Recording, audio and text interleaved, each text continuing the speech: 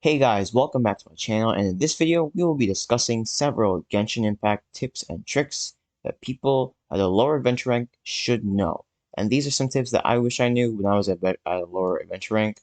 So please take these in mind if you're looking to start Genshin Impact or you're at the beginning, during the middle um, of your journey, because these are very important to learn, to know, and to memorize. So with that out of the way, let's get into the video. Also, if you do enjoy these videos, please hit the subscribe button, like the video, and comment down below. It really does help me out, and I'd really like to make more of these. So if you do enjoy this video and more videos, please let me know.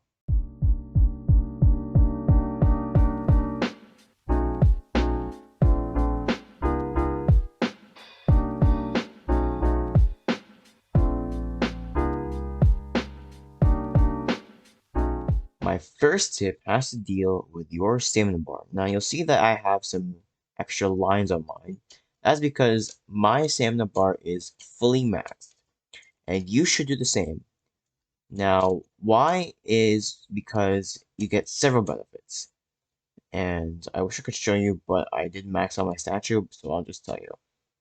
So, if you max out your, if you level up your statue in either of your regions, you'll get several benefits. The first, you'll get four things. You'll get some premium gems, which is pretty good. Some adventure experience, some sigils for that region. So in this case, you'll get the Mondstadt ones, and most importantly, you'll be able to increase your stamina, your max stamina. Now, I'll leave a link to how to collect all your Amenoculus and Geoculus in the description. I recommend starting with the Amenoculus since there's a lot less of them and it's probably easier. So you'll probably want to finish that before doing the Geoculus, but either way, get those done because they're very easy to do, or yeah, they're pretty easy to do, and they're very important. Especially the extra stamina. Now, this helps you not only do better exploration, but also if you want, do more charge attacks. And having just extra stamina will pay off a lot in your exploration. You'll be able to bunny hop more, um, swim more, you can glide more. It's pretty important that you get your stamina max, so do that as fast as you can. Now, my second tip has to deal with saving your fragile risen. Now, I recommend you should save this until you hit AR 50, or maybe if you want AR 45. Now, the reason why is because you don't need to really use these to claim a lot of stuff, because what you're going to be claiming at lower adventure rank stuff is not worth using extra resin on. You're going to be saving these until you are able to get 5-star artifacts or higher drop items on several things, like more talent books, um, more essential materials, or more boss mats. That's why you need to save these.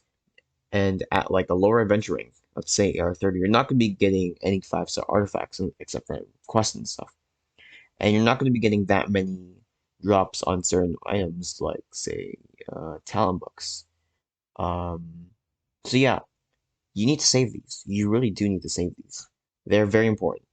Now, before we get to stuff like leveling and artifacts, we need to talk about talents. Please unlock your talent domains. These talents are like leveling up your talents is probably one of, if not the most crucial way of upgrading your damage. Other than artifacts, talents are very important. You need to level these up. And sometimes it depends on, well, what role is your character serving. Say if you have DPS, so currently I'm using Beidou as my main DPS just because Beidou is incredible and I can switch to a sub DPS or an Electro support. Normally, you'd want to upgrade their auto attack, then E, or it depends, but sometimes E or Q. It depends on the character. But for a DPS, you'd want to upgrade their E, or not, no, sorry, their normal attack. For support, you'd of course want to upgrade either their Q or their E, depending on which one is more important. Normally, it's gonna be their Q. Like for Bennett, you want to upgrade his Q because this thing is absolutely overpowered, as we all know. But upgrading his E doesn't hurt. In fact, it is a pretty good one. So yeah, it depends on the character you're using. So yeah, definitely upgrading your talents is one of the biggest ways you can help your damage. Um, and you don't even have to get them that high. You can get up to level 6 or 8, and it'll be completely fine. You don't have to well, max it like we don't talk about this. You don't have to do this. I recommend staying at 6 or 8. Um, just because that's completely fine. Going up to level 10 is a complete waste of resources. And we'll talk about waste of resources, but just upgrade your talents. These are one of the biggest things that will help your team out. It doesn't matter for your DPS or support. Leveling up their talents is a huge priority, and depending on what role they serve, that's how you need to figure out, well, what talents you want to level up. Quick intermission from the tips. If you do like this video, please consider subscribing. It's free and you can always unsubscribe if you want. Also, check out my Instagram over here, and check out my TikTok over here, my Twitter over here, and my Twitch over here. Now, our fourth tip is team comps and team building. I don't want to ever see Razor and Chongyun in a team if you're doing anything like Spiral Abyss or just fighting domains. Why? Well, Razor is a physical damage dealer, so for most of his damage, it's just going to be in physical attacks. Chongyun, his elemental skill, turns all your damage into, or it turns your normal attacks into, cryo damage.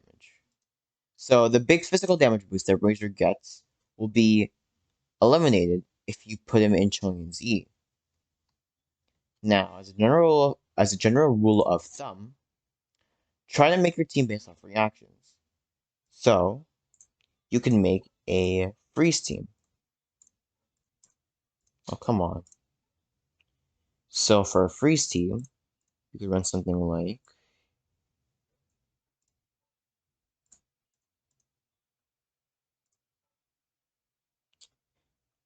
just these two are like work really well together. Kaya and Xingqiu, they make something called a freeze team where you can be constantly causing the freeze reaction.